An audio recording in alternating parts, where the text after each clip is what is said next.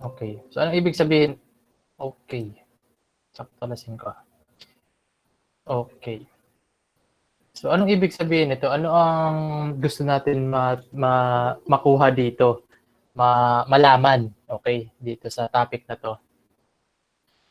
Sorry class, sa may ito, si Seneta. Okay. So, ang interest natin.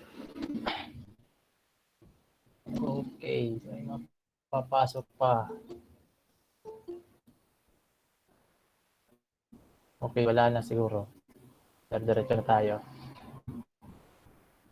Okay, so ang interest or point of interest ng topic na to is to get yung total force, no, acting dun sa plane surface, no, or plane area that is submerged on a liquid, no. So yun yung aalamin natin, and then asan ba yung resultant force na yun nag-a-act, kung baga tinatawag, in other words, center of pressure. Okay, so kung kanina nakita natin na dalawa lang naman ang point of interest natin, force on a plane area, meaning meron tayong isang bagay na nakasubmerge sa liquid, either rectangular, circular man yan, or kung ano man ang shape na yan. So interested tayo makuha yung resultant force doon. Kasi we know that as we go beyond, or as we go deeper, no, from the free surface, nakikita natin na ang profile ng pressure is triangular, di ba? So, tumataas. Kaya ka nagke-create ng ganitong pressure distribution. Nakikita mo that as you go deeper, the hydrostatic, no, pressure increases with depth. Okay. So ngayon, what if meron tayong sinubmerge na isang bagay? Tapos interested lang tayo, syempre, dun sa pressure na yon na nag-a-act dun sa body. We know that pressure multiplied by area is force, di ba? Pressure times area equals to force, or pressure is defined as force over area.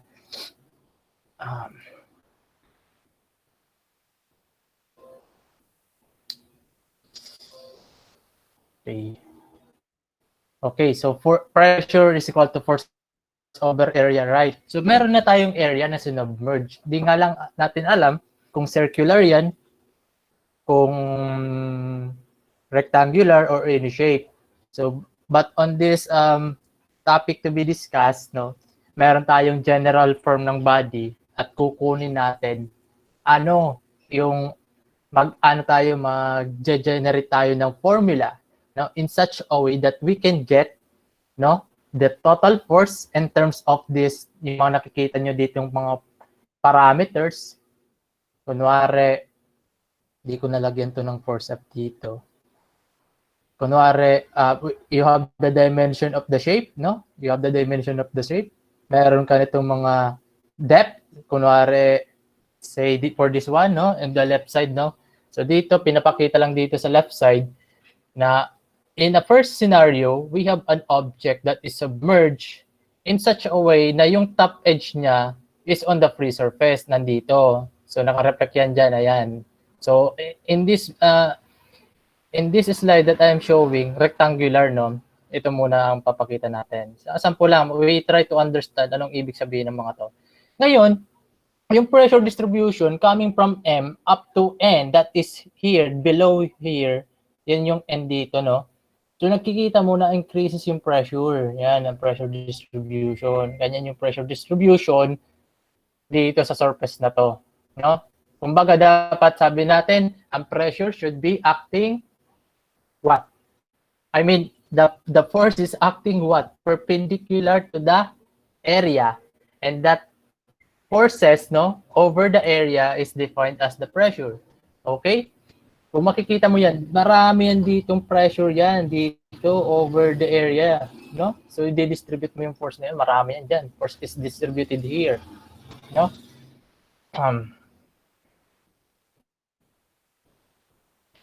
So yan, kukunin natin ang resultant nun. Yun ang interested tayo. Tapos saan pa siya nag-a-act?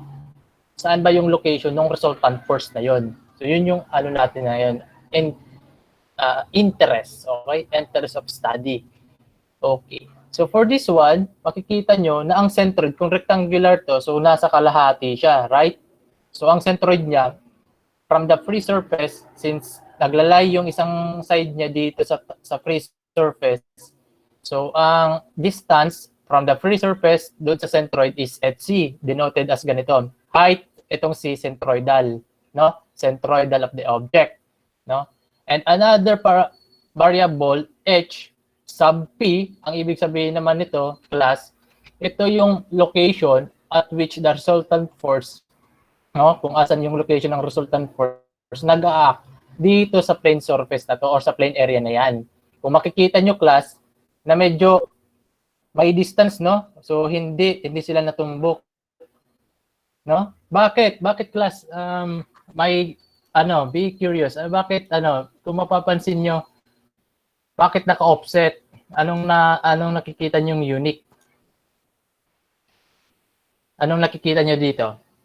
Kung makikita nyo, class, di ba rectangular? So kalahati yun, nandun yung centroid. But for the pressure, ngayon, dito sa distribution, anong napoform? Triangle, di ba?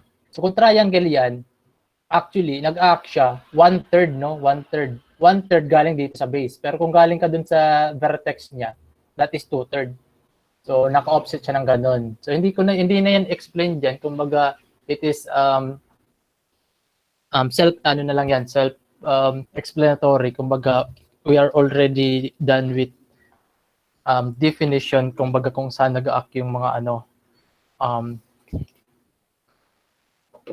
or ma-define mo yung center of force, no? Kung ganito yung profile ng pressure of distribution that is in the form of triangle. Ngayon, what if ang ginawa natin itong plane surface na to, binaba pa natin, ang nangyari, nandito na siya sa location na to, M prime, N prime. Okay? So, nandyan na, na-relocate siya. Anong nangyari? Ngayon, okay. So, ito pa rin yung kahabaan ito pa rin yung height ng rectangle, ito na to. So, naka-project yan dyan. So, kalahati pa rin yan. Pero galing yan dito, of course, 10% dito, kalahati siya. Ngayon, from the free surface to this point, to this centroidal, sa centroid niya, so, denoted pa rin siya HC, no? HC.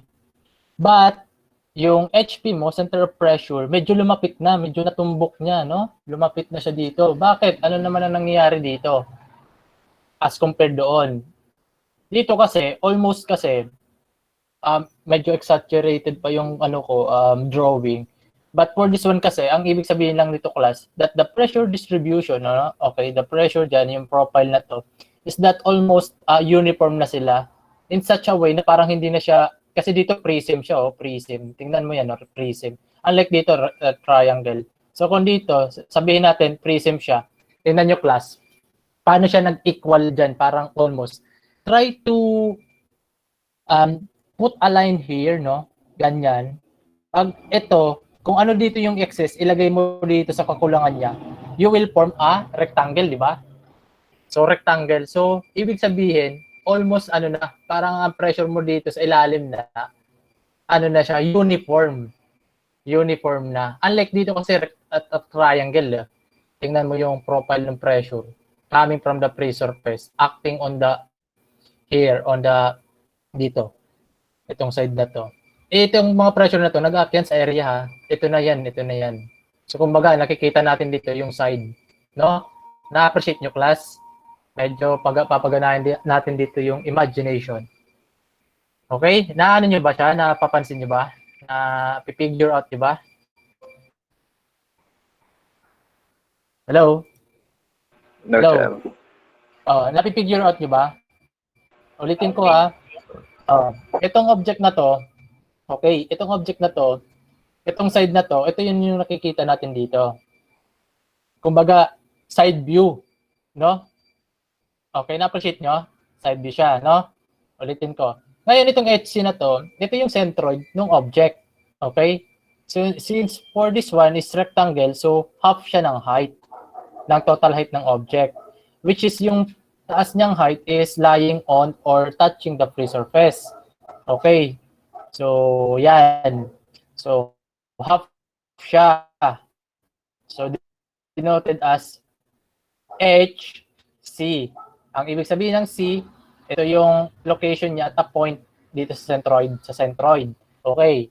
Now, to locate naman yung total force, resultant force, yung resultant force. Pag sinabing resultant force, that is the total force acting on the plane surface. Okay, kasi meron kang pressure distribution dyan, dito sa area na to. So ngayon, pressure times area, you will get the force. Kasi maraming forces yan, kasi distributed yan dito, itong area na to. Okay?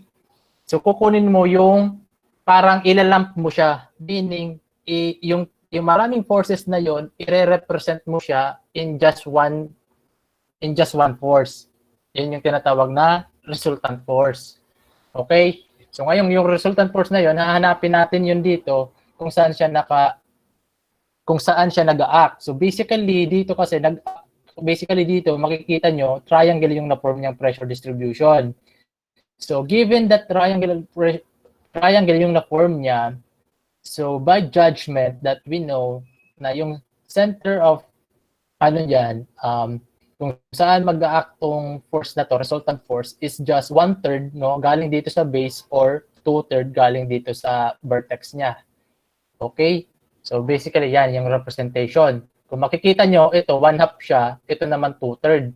Ito 1/2 h, ito 2/3 h. Okay? So kung makikita nyo, may konting gap between the centroid of the object to the point at which the resultant force is acting, no? So ngayon anong gagawin natin? Tingnan natin, let's investigate itong object na to.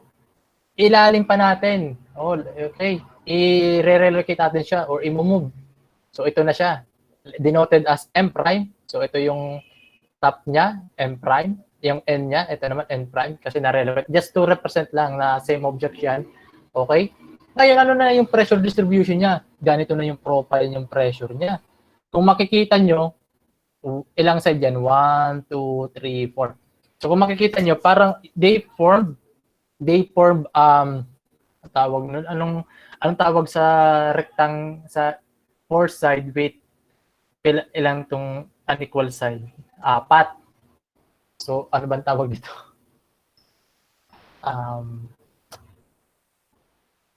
Ano bang tawag niyan, class? Pag rectangular, dito equal sides. Pag dalawang ano bang tawag niyan? Parallel pag rhombus. Rhombus, sir. Rhombus bang tawag diyan? Hindi. Ang rhombus kasi ang definition ng rhombus. Kapag hindi ko equal yung side. To equal siya, mga parallel siya, 'di ba? Ganun ang rhombus. But try nyo nga i-research class, kalimutan ko din. But anyway, kung makikita nyo yan, 'di ba? 4 yan. Ngayon, try to imagine if that is acting here and then you distribute it over the area, ano mapo-form nyo? Parang may volume na siya, no? So para siyang prism. Prism na siya. Okay? So na-remember niyo ba yung solid geometry nyo? No, medyo dito yung imagination.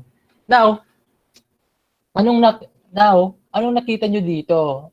Sabi ko sa inyo na parang may offsetan dito ng pressure. Kunwari, ganito, gawa ka ng linya dito, vertical, in such a way na yung excess dito na pressure, yung tail dito, ilagay mo dito. Anong nangyari? Di ba? They will form yung pressure, a rectangle na. So almost that the pressure here at a depth, na siya?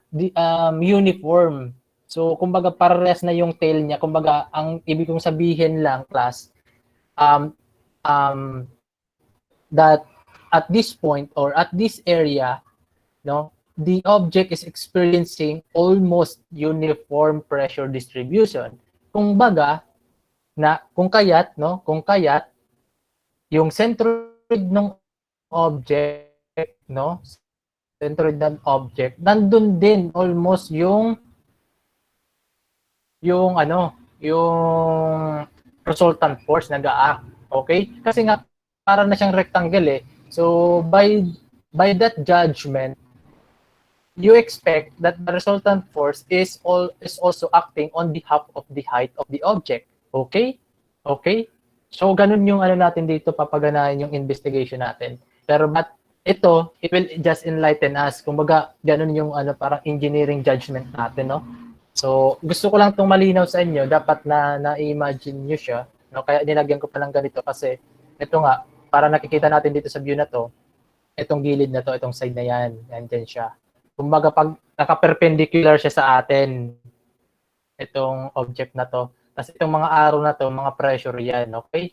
Kasi nga, we already defined that last discussion that from the free surface, no, the pressure is increasing, no, at a depth, no? Pababa ng pababa, tumataas yung pressure natin.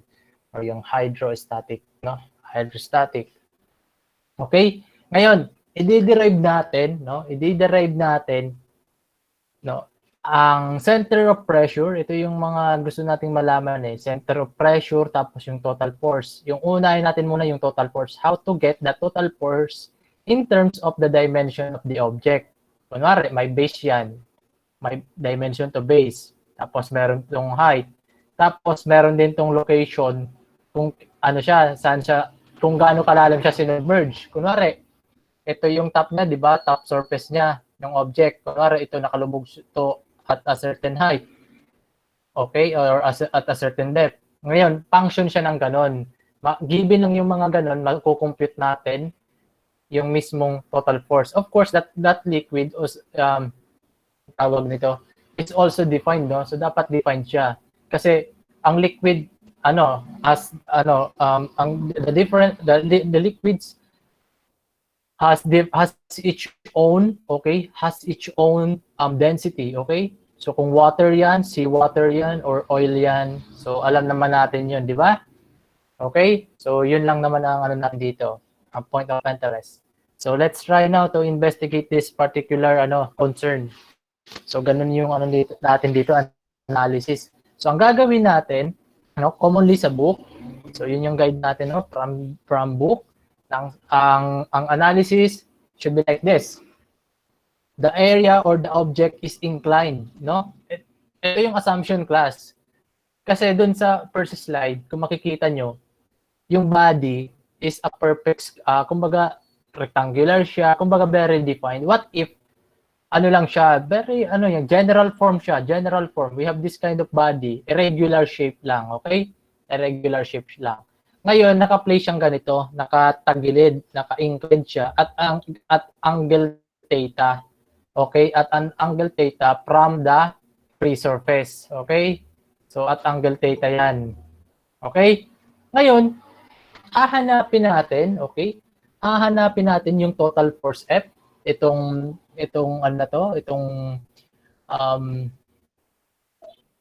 or yung resultant force F, ito, that is represented by this black arrow, okay?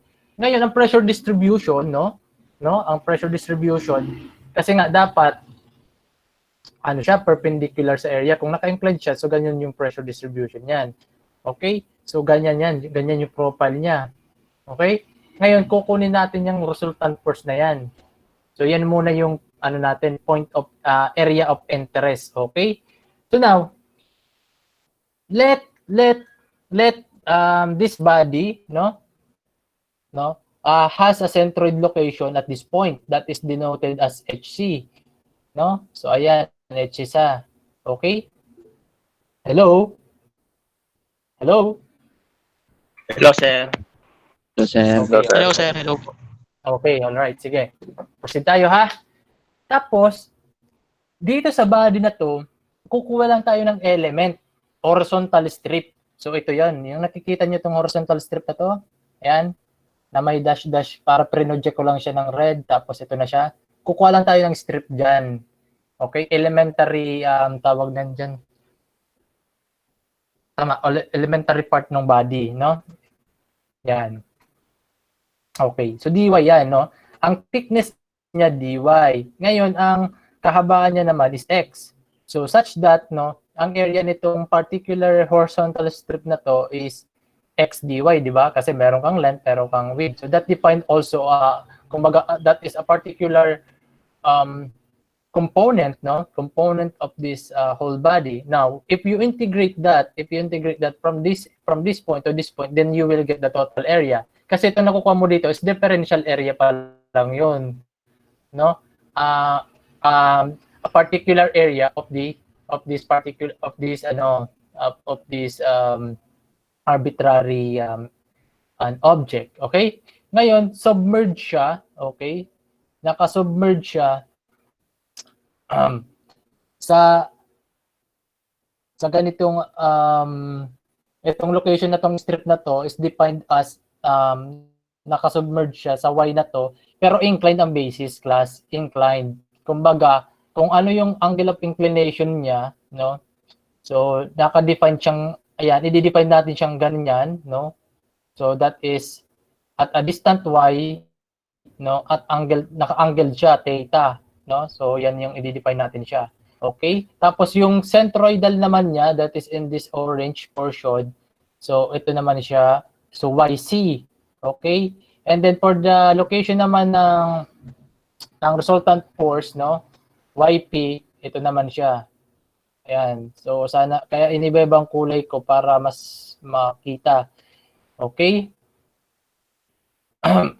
Okay?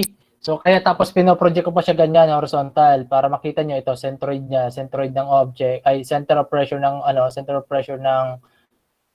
pressure dun sa object. So, ayan siya, kaya siya YP. Okay? Tapos sa centroidal naman, itong violet, yan, nakatumbok dito sa mismong centroid of an object, yan. And then this for this particular horizontal strip that is on Y, kasi i-generalize natin siya, Y lang siya. Okay? Y ang distance niya coming from point O at an angle, ganito. Kumbaga, parallel siya. Parallel yung measurement, no? Okay? Parallel yung measurement. Ngayon, i-represent natin siya in a vertical.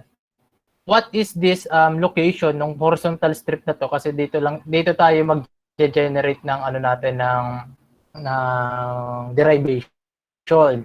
Okay. So, in a vertical manner, ano tong vertical na to, itong height na to, no? Yung particular, itong horizontal strip na to, in terms of Y and then angle theta. Okay? So, makaka-generate kayo ng triangle, di ba? So, parang ito na, sabihin na natin ito yung triangle na nagawa mo. So, theta to, ito, hypotenuse, that is Y. Ano tong H? So, sin theta is equal to H over Y. Okay? So, you solve for H, that is H equals to Y sin theta. So, ito yon. Okay? So, hindi ko na pinakita sa trigo dyan. Pero dito, basically, you can, may na-form ka ng triangle dyan. So, madali na lang yan. Okay? So, theta, no? Theta, 90 degrees. Ito yung H. Ito yung Y, hypotenuse. Okay? Question. Ito kasi arbitrary to. Ang meaning nito kasi class, kasi differential A to, kapag in-integrate mo yan from this point to this point, yan yung total area. Okay? Kaya dito lang nakatumbok yung H. Okay? Sige, proceed tayo. Paano natin, please, try nyo itong i-picture out, no? Kasi dito sa derivation na ginawa ko, siya, more on, mathematical na siya, no? So, tatry na natin. Okay? So, on the figure, no, meron na tayong horizontal element. Yung horizontal element that has a length of x and a thickness of dy. So, meaning to say, since element siya, okay, element siya, so differential ang area niya in the form of differential. Kasi napakaliit nga nun eh. Meaning to say, yan, sa integral, di ba natin, para makuha natin na concise yung area, we try to dissect or divide that particular body in an equal tapos mga maninipis lang para maging accurate ang computation nyo. Kasi kapag masyadong makapalang strip, no, that will lead you to a large error. So ito, ang representation natin is that it is assumed na napakanipis niyan. So dy, so that's why it's called differential area. Okay? Now, to get the pressure at a point, okay, we know that dito, para makuha natin yung pressure at a point, no, on the horizontal strip, malalaman mo yung pressure dito eh. That is, meron kang depth, no, represented by h lang. Tapos meron kang gamma, no? Gamma h lang, di ba? Yun lang ang ano natin formula, di ba? Yan na yung na-derive natin. Dapat rho gh yan. But rho g can be rewrite as gamma, which is gamma is the specific weight, right? So ito na siya. Pressure is equal to gamma h, no? So ito yung specific weight of that particular liquid, kung ano man yung liquid, kung seawater yan, oil yan, water yan, or heavy water. Okay? So now, we write h in terms of y. Ito na yung sinabi ko kanina na yung location, okay, yung location ng strip na yon that is on y. Ngayon, ano yung location niya in terms kung vertical straight lang siya. So that is h y sin theta. Correct? Nagawa na natin yung triangle kanina. Ngayon, paano natin makukuha yung force dun sa particular element? Okay.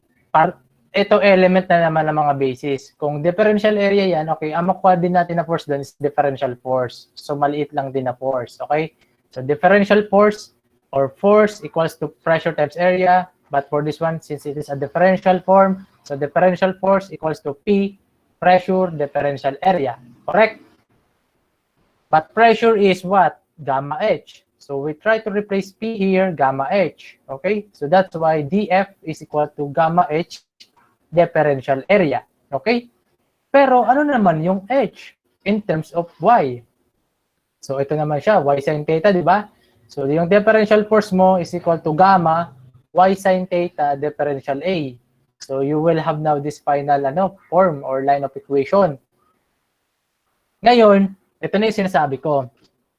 Since that differential force here, no, dito lang yan sa strip na to, at ang gusto natin, di ba, para dito sa lahat. So, i-integrate natin siya para makuha natin yung resultant force or yung summation ng lahat ng forces dito acting dyan. No?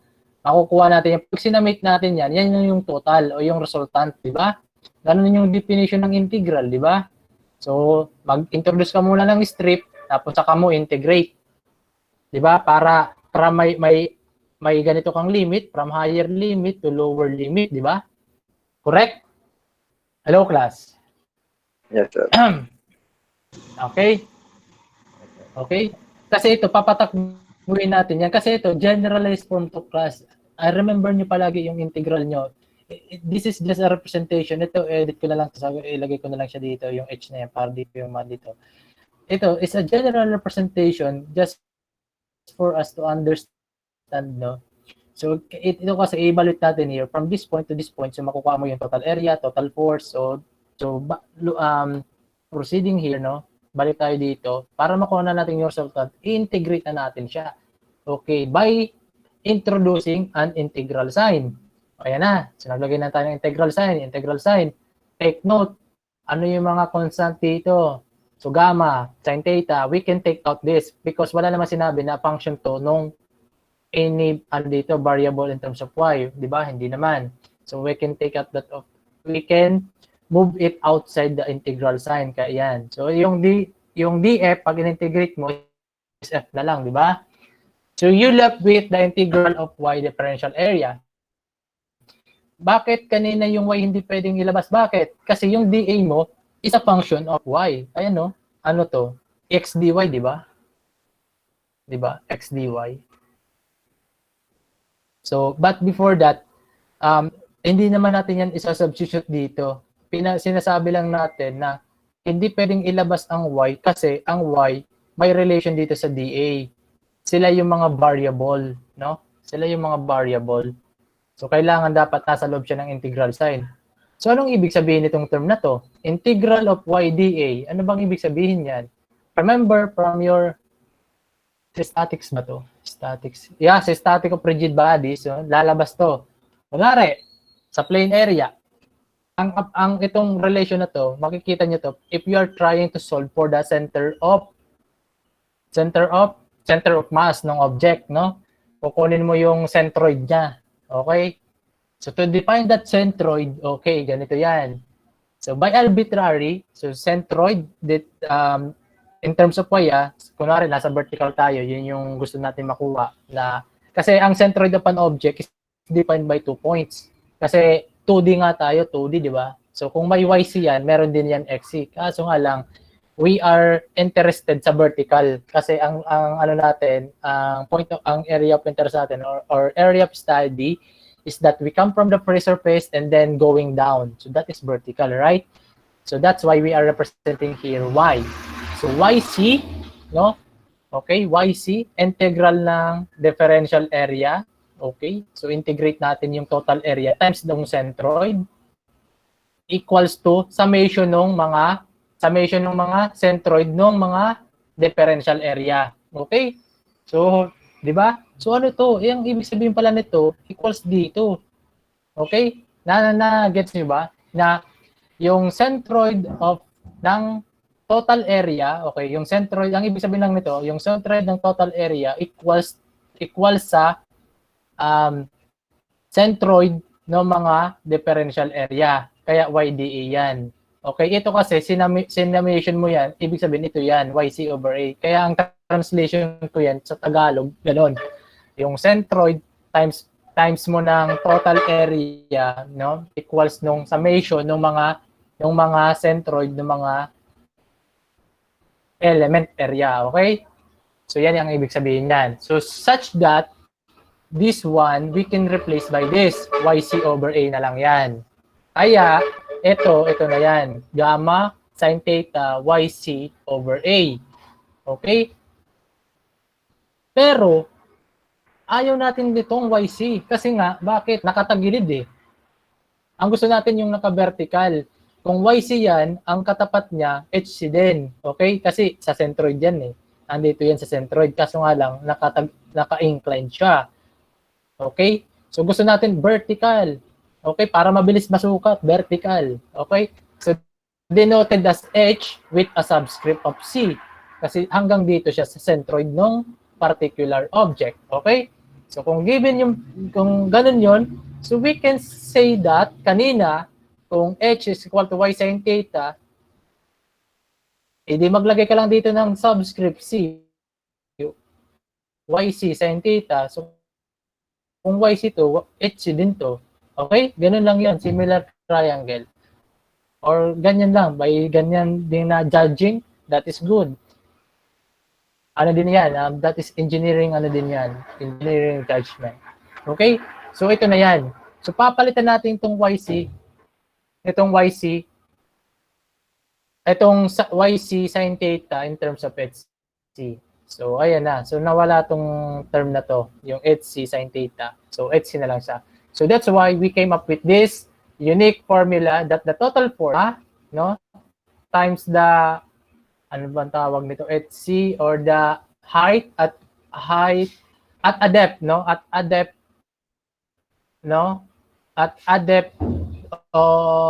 tawag nito, paano bang magandang ano nito, at a depth of ng centroid niya, no? At a depth ng centroid niya, hindi ko lang na subscript, dapat dyan H siya, times area ng mismong object, no? Okay? So ito siya, para mas mabilis mo siyang ma-recall, hindi mo na kunwari mag-ano ka pa,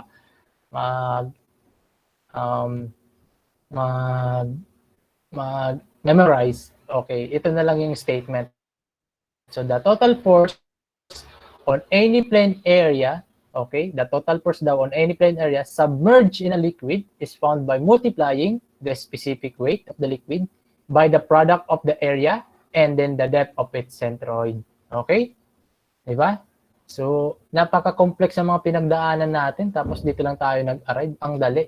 Ibig sabihin, given lang pala yung specific weight ng liquid tapos yung dimension ng object tapos kung saan yung location ng centroid, solved na. That is correct. Diba? Mabilis.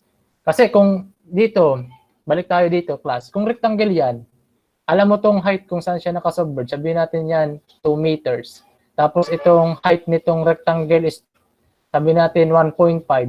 So, since ang centroid kalahati nitong 1.5, so ano na yun, 0.75. So, idagdag mo yung 2 meters dito. Ito yung HC niya. No? Tapos makukuha mo, yung area given na din, base times height. So, yung specific weight given rin. Kung anong liquid yan, kung pag sinabi sa problem. di ba? O resolve mo na yung problema. Di ba? So, napakabilis. Di ba? So, ang ibig kong sabihin lang dito, na walang ibig sabihin pala kung naka-inclined man yan. Wala yan. Yan lang ang ibig sabihin yan. Na kahit naka-inclined yan, angle theta, walang ibig sabihin tong theta na to. No? Tingnan mo yung equation. May theta ka bang nakita dyan? Lahat. Ang measurement mo vertical. Kahit naka-tilt pala yung plane area ko, walang ibig sabihin yun. Di ba, class? Ganun tayo mag-conclude sa formula natin. Kaya, ang palaging derivation class, hindi ideal. Hindi dun sa basic. Kasi kung dito natin dinerive yan, subjective lang siya dito. Dito lang siya. What if ganito yung situation? Kung hindi natin dinerive ng ganun, hindi natin malalaman, di ba? So kaya dinederive ang formula, no, in terms sa ganitong mga general form, no? Tapos we will judge and then we will try to explain what does it tell, what does the formula tells. So the formula tells that the area is not affected kung naka-tilt man siya, no? No? Kuha ba, class? Yes, sir. Hello? Yes, sir. Okay? Oh, very Sir. good. So, kuha na, no? Makuha mo na yung resultant force. Kaso, ang tanong naman, saan naman yung location niya? Ang kasunod mong tanong dyan, sir, saan yung total force nag-a-act? Kunwari, sa rectangle dito almost na. And then, dito parang approximation lang yan. Gusto mo exact. Saan ba yan nag-a-act? Okay? Actually, si class, ang ano natin dito, ang point of interest lang, vertical lang, no? In terms of vertical lang. Dito sa horizontal, kung saan dyan dito from the side here, ano dyan. Kung rectangle dyan, of course, half din yan. Okay? Pero tayo naman in terms of vertical muna. No? Kung gusto niyo sa horizontal, wala namang problema yan eh. Manggagaling ka lang dito. Tapos you will judge. Kung rectangle yung area mo, plane area mo na nakasubmerge, hindi half nung ganun. Kung circle yan, hindi nasa sentro siya. No? Pero ang height lang ang interesting ka kasi hindi in all cases yung pinaka-topmost part ng plane area mo hindi naman naka-touch dito. Kung naka-touch, then you can say half din siya. But here, you cannot tell. So half plus yung kung anong depth siya nakalubog from the top surface here. Okay? Okay. So doon na tayo sa hahanapin na natin kung saan location siya. Ano yung formula, no? Para makuha mo yung center of pressure or kung saan yung resultant force nag-a-act. Okay? So, tinagalog ko na. Ito na yung ibig sabihin nun. So, the point of application of the resultant force on an area is called the center of pressure. So, ito yung hinahanap natin ngayon. Anong gagawin natin? So, okay, to get the equation of the resultant, take the moment of force about point O. Correct. Ito ang pinakamadali dyan, class. Okay? Magmo-moment ka, no? So, paano gagawin natin 'yan? Natin parang kanina sa area, no? Kung sa area ganun. So, sabihin natin na yung YP is the location, no? Ito yung location kung saan yung resultant force. Kaya in-integrate natin yung DF, okay? Kasi ito what is trying to tell nitong integral na to ng DF na to is the total force. Ibig sabihin, so yung moment or yung arm niya, no, YP times nung total force or the resultant force is equal to the summation or the integral, no? The integral of the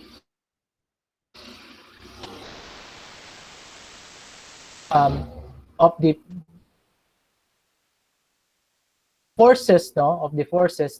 Sa kanyang location, kung saan man yung Y. Kasi ito, general form to, na Y to, no? So, kaya summation siya. Isa-summate mo yung moment ng mga forces na yon. Okay? From point O. Okay? So, by doing that, to integrate this, so DF, so F na lang yan, YP over F. Tapos Y times the differential F. But what is differential F? Hindi lang kaagad natin yan i-take out na to kasi yung differential f is a function of y. Kaya itong y kanina, hindi pwede siyang sir, ilabas mo para hindi ganon. Ano? So you try to investigate what is the f. Does it related? Does it a function of y? Yes, because kanina ito nandito to kanina. Ayun no. Gamma y sin theta differential a, di ba? So ito na 'yon. Ito na 'yon. Okay? So ngayon, what we will do? Oh, gamma sin theta constant. So you take out, so you place it before the integral sign. Okay? And then dalawa yung y mo, y tapos isang y dito, so y squared differential a. Ano naman ang ibig sabihin nito? Statics ulit to, class. Static ulit to. Okay? Ano ang ibig sabihin nito? Ito yung moment of inertia. Okay? So, ano siya? That is the moment of inertia of the plane area about an axis through O. Okay? Okay? So, that is represented as I sub O. Okay? Kasi, point ng point of interest or reference ng pagkuha mo ng moment of inertia is about O. Kaya may sub O siya dito. No? Yun ang ibig sabihin niya. Ang ibig sabihin lang dyan, class, ito yung submerged area mo, ito yung ano mo dito, ito yung reference mo. Okay? Pwede ka naman kasi mag-moment about dito sa edge niya, about dito sa centroid niya. No? Marami. Pagre-reference ka lang. Kaya lalagyan mo yung moment of inertia mo. Ang moment of inertia kasi, class, is denoted as I. Pero lalagay mo ng subscript kung saan mo siya kinuha. Ano yung reference mo? Okay? Okay? Since this y is, ang reference niya, ang sukat niya galing sa O, kaya O yan dito. Di ba? Ganun yan ha? Huwag kayong malito. Okay? So such that, anong gagawin natin? Papalitan na natin to. Kaya ito na yung nakuha natin na relation. Okay? So y sub b times f equals to gamma sin theta I sub O. Okay? I-divide natin to both side by f. Okay? So dividing ito na yung ano niya, resulting. Okay? So, but what is f again? What is f again, class?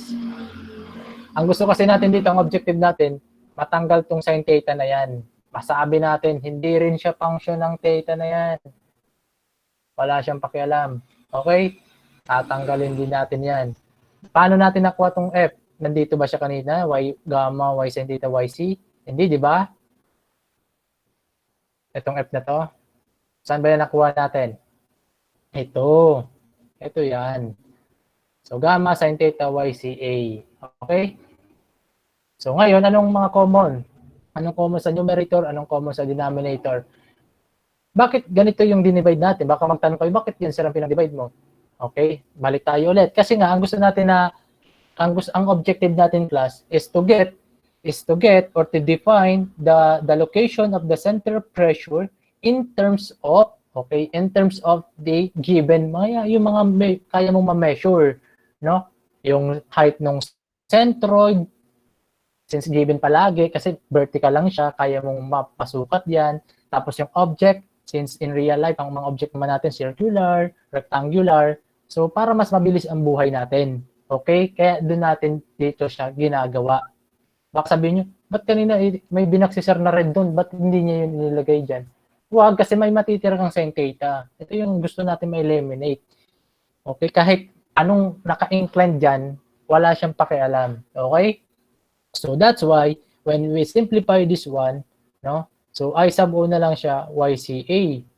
Pero, teka, medyo confusing tong I sub O na to. Pwede ba natin palitan yan? Kasi moment to about O. Gusto ko mas simplified, mas ano pa, mas madali. Sige, i-rewrite natin I sub O na to. Papalitan natin yan. Okay, ito. Ano tong I sub O? So, I sub O can be rewrite as, okay, the square of the centroidal location times the area plus the moment of inertia of an object about its centroid. No? So, para mas mabilis. Okay? Sa centroid ka na. Kasi dito, ito, challenging tong I sub O. Mahirap to. Kaya nga, ito nga yung ano nyo, transformation, identity. Diba? So, dito tayo sa mas mabilis. Okay?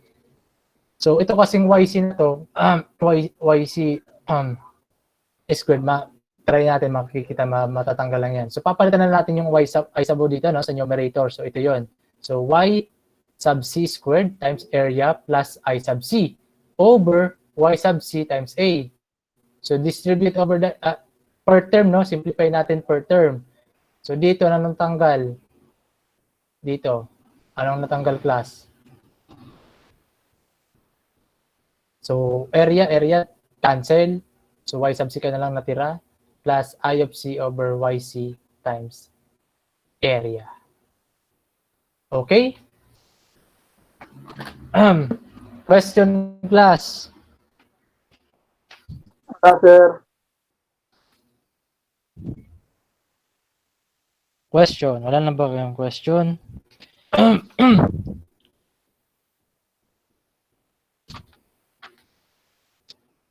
Okay, class. Wala na ba kayong question? Hello? Sir, Para bakit sir. po din, Magsasam... sir? Ano no? Ano Sir, yun? bakit po tinatanggal po yung sin theta po kanina?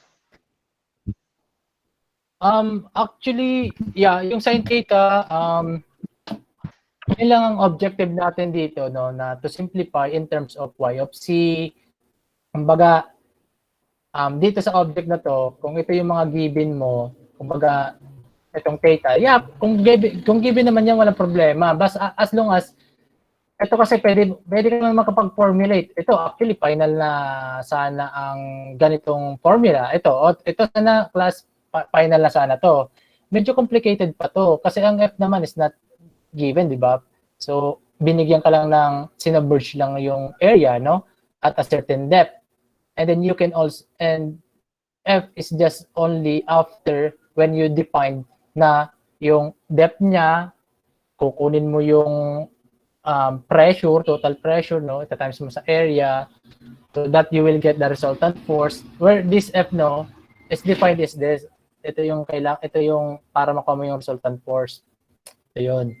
So, maraming kang pinagdaanan. Kung hindi mo pa ito alam, class, ang sinasabi ko lang, class, pag hindi mo pa ito alam na formula, na ganito lang pala siya kasimple para makuha yung resultant force, kumbaga ito yung dadaanan mo, madami. No? Pero since alam mo na to, itong dito, pwede naman natin itong i-substitute. Ito, try mo sa bahay. Itong i-divide ko dyan. Pwede naman yan, class. Pwede naman yan gawin mo. Ang gusto ko lang dito mangyari, tanggalin lang natin itong sin theta. Wala namang ibig sabihin ito. Gusto lang natin yan tanggalan, no? Para i-reflect lang siya dito lang sa mga parameters na y sub c, okay, y sub c, I of c. Itong I of c kasi to make the moment, no, of inertia of an object simple. Kasi nasa about its centroid siya. Hindi siya at a particular location. Medyo challenge kasi yon at a particular point or outside the body, no? So, yan ang pinakamabilis. Itong form na to or itong equation na to ang pinakamadali gamitin para malocate mo yung resultant force, no? So, ito, simplified na siya. Kung pwede pa kayo makipag-manipulate, walang problema, class dyan. Ito lang ay to show sa inyo itong mga equation na yan, kumbaga align lang tayo with the book and then we try to kasi sa book kasi hindi yan pinapakita yung ganitong derivation, hindi yan pinapakita. Makita nyo lang yan, dalawang type of equation lang yan, hindi nila dinadissect. So tayo yung mag-investigate nun.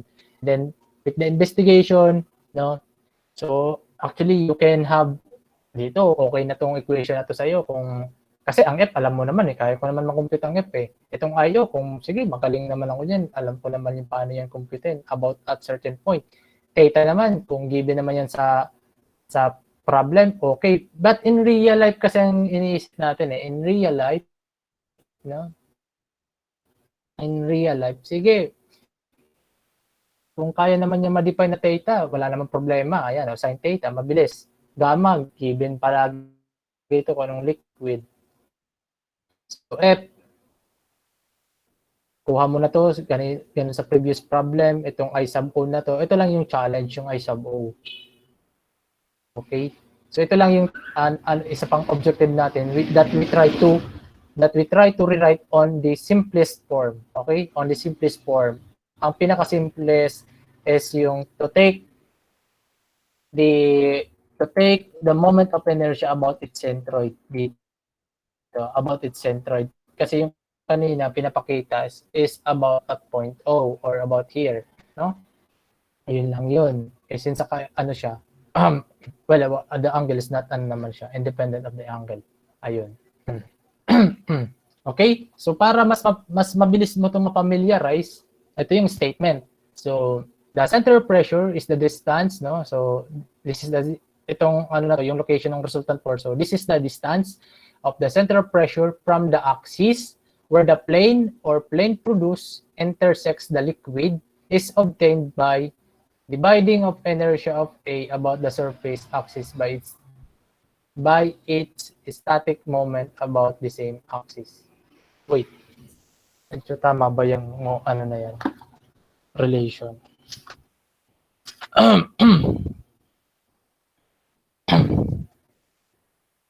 Yeah, correct.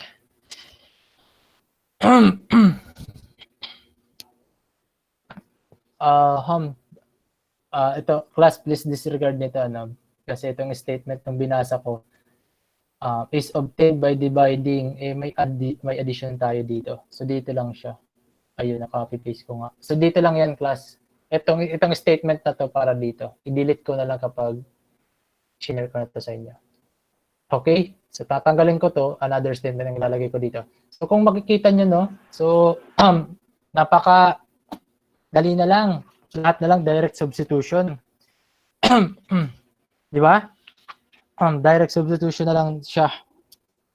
Yes, sir.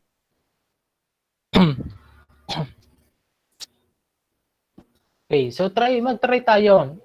Ang ibibigay ko sa inyong ano lang siya, parang derivation lang siya ng triangle. Ito. Hindi pala. Before that pala sa example, we try to recall yung mga moment of inertia of a particular areas, no, about its centroid. Okay? Saan ba siya kinukuha? Kung magmo-moment ka, kung in terms of vertical, dito ka mag-moment sa may X. Okay? Ito yung kukunin mo. Huwag ka dito sa Y. Kasi para minoment mo siya, pinaikot mo siya about its Y. Okay? Dapat dito about its X. Kasi ang mangyayari kasi sa moment mo, either mag-tilt yan, dito may force dito, mangyayari, parang natulak mo dito sa baba, itong portion dito sa baba, ay sa taas, sa'yo, papunta. Diba? Ano nyo yan, tawag nyo yan, na-imagine. So for that, but circle to?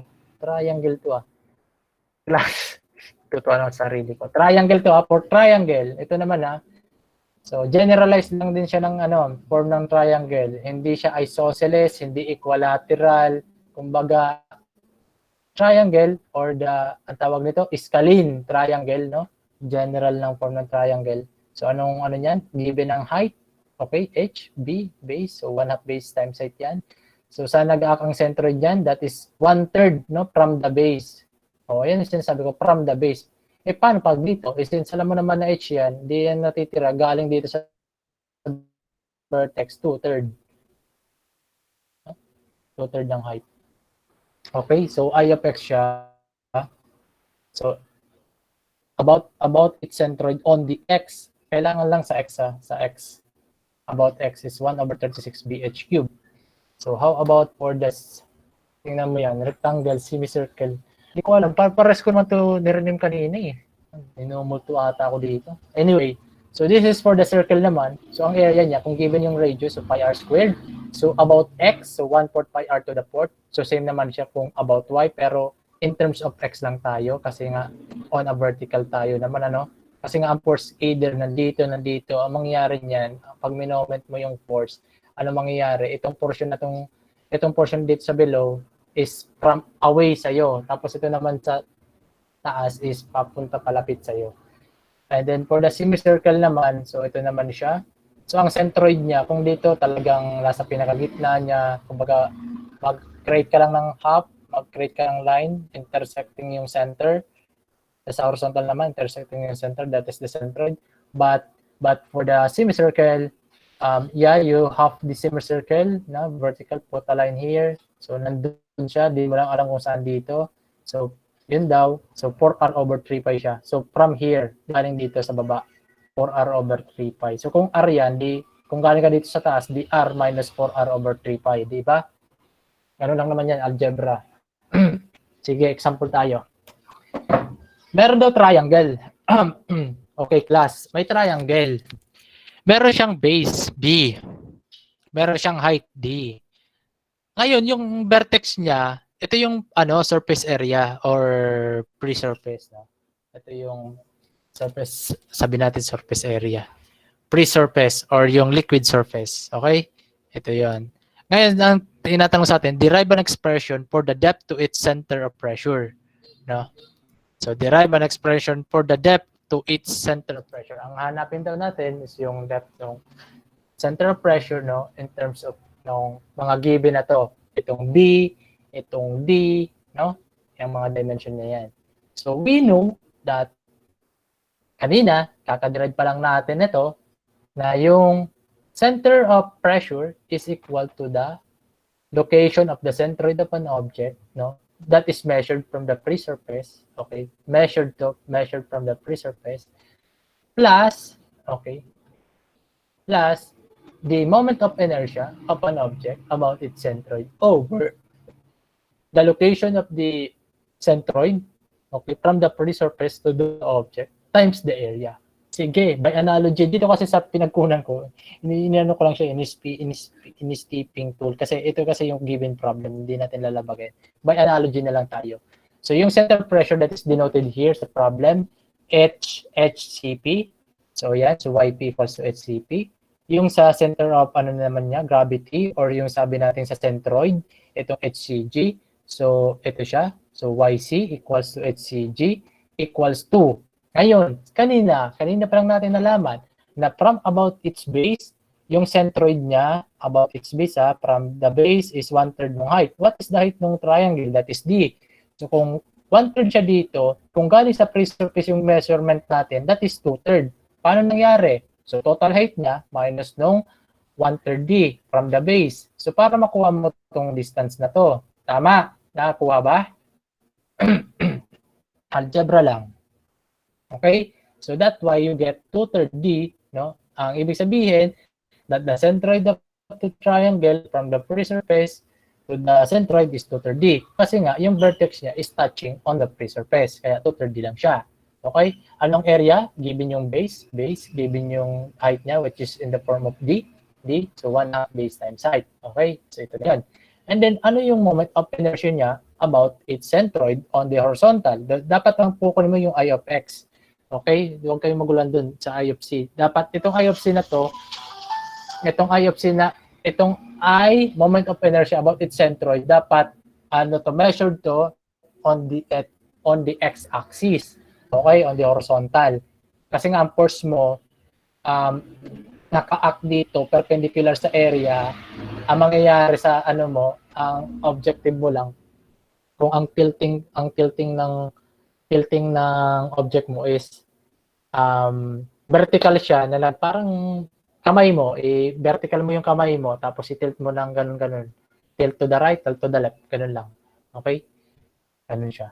So 1/36 base times the height cube. Ano yung height cube? Which is D cube. So ngayon, meron na tayo nito in terms of B, in terms of D, yung area, yung I, yung A naman, BD, yung YC naman, ganun din. So we try to substitute. So palitan na natin itong equation 3 na to. So ayan na. So HCP, or the location of the center of pressure, is equal to the height, no? Or to the distance of the center of gravity from the free surface, plus nung I of C over yung HCG times A. Palitan na natin ng mga parameters na yan. Sige, ito na siya. So ano yung HCG? That is 2/3 D plus 1/36 BD cube. Ano ulit yung HCD? That is 2/3 D. Ano yung area? That is 1/2 B. And then we try to simplify this one.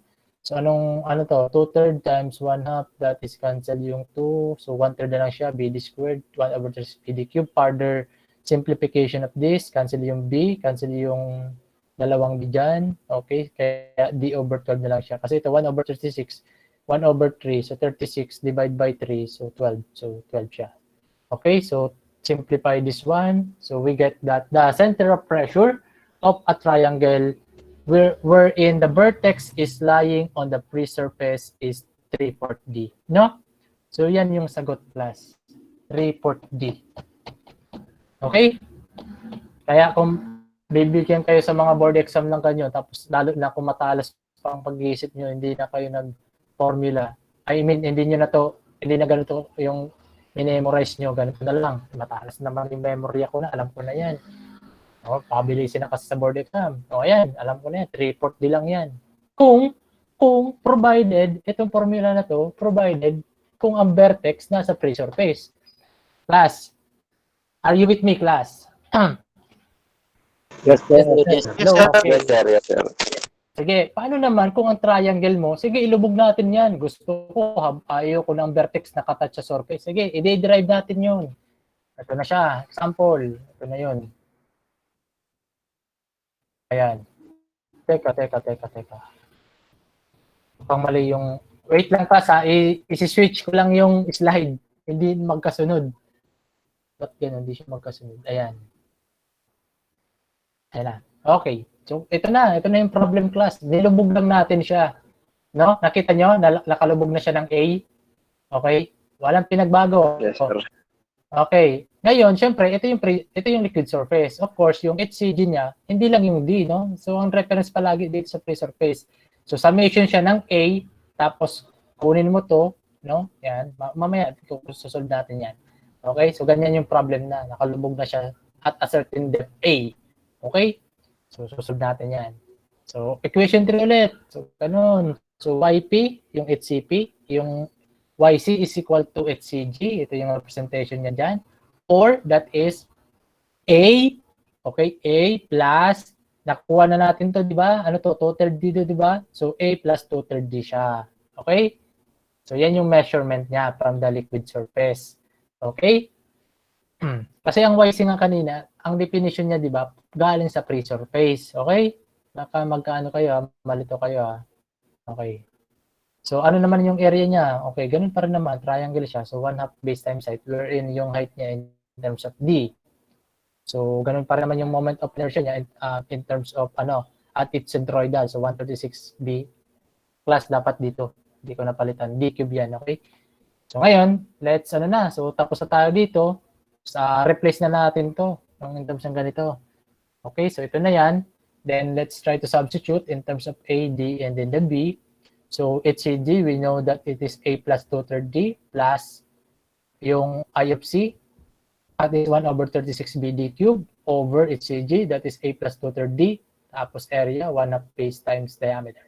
Then try to simplify, B cancel, 1/2, 1/36, so you left with 1/80 na lang siya.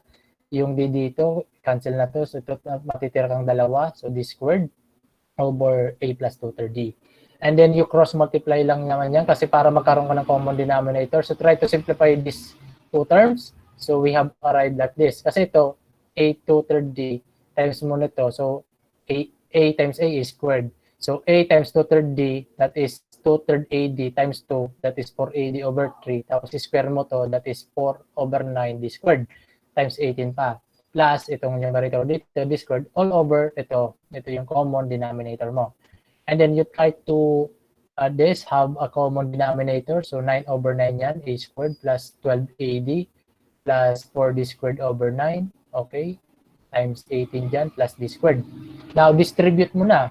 So, ano to? Ito 18 times 9 dito. Ano yan? So, 18 divide by 9 to. So, 18 na lang siya, no? So, 18 dito. So, i-distribute mo lang siya. So, 18 divided by 9, that is 2 times... Oo nga, ba't 18 to? Parang namalikmat ako, class. Sorry. So, 18 divided by 9, 2 times 9, 18. Tama. Tapos dito naman, 18 divided by 9, 2 times 12, 24. Tama. So, dito naman, 18 divided by 9, 2 times 4 is 8. 80 squared plus, ito nasa labas to ng quantity. So, plus D squared over... ito, class, yung kulang ko dito. May 18 dapat ako dito. Diba? Na ano Yes, dito? sir. Denominator, sir. Nakalimutan ko yung denominator. Yan. Kaya in-investigate. Buti na lang. Yan. Para tayo dito natututo, class. Okay, so dapat may 18 ako dyan. Sige. Diretso pa lang natin. 18 D squared. So, ganito na lang ang presentation ko habang ini-edit ko. Okay? So, ayan. So, ito, para, since nasa lahat na to ng 9, so, para parehas sa dito din. So, 9/9 din siya. Okay? So, yan na siya. 9 over 9 d squared. So we take out 1 over 9. So dapat ito 9 times 18 to. 9 times 18. Yan. Kasi di ba 1 over 9 naman lang siya ng liman. So ang mangyari, di bababa yung 9 dito, tatabi dito, multiply dito sa denominator, right? Nagets niyo ba, class? So magiging na lang siyang 18 squared yung numerator plus 24AD plus 80 squared plus 9D squared. So i-add natin siya, 18 squared plus 24AD plus 17. Okay, hindi pala, 8 plus 9 pa lang siya dito. Tinanggal ko lang yung parenthesis. So 9 times 8 dito sa baba, 9 times 8 sa baba. Ano yung 9 times 8 sa baba, class? 9 times 8, 9 times 8, 9 times 18 pala. 162. Okay. Yung 162 ba, divisible ba yan? 18 divided by 162. 1 over 9. 24 divided by 162. 4 over 27. Tapos 17 divided by 162. Ay, di na. So, yan yung sagot, class. Yan na yung final answer. Try to double check, ha. Baka may na-miss out ako. Pero that is, wala naman tayong na-violate. Tama naman, di ba? Class, comment. Diba? Tama naman, di ba?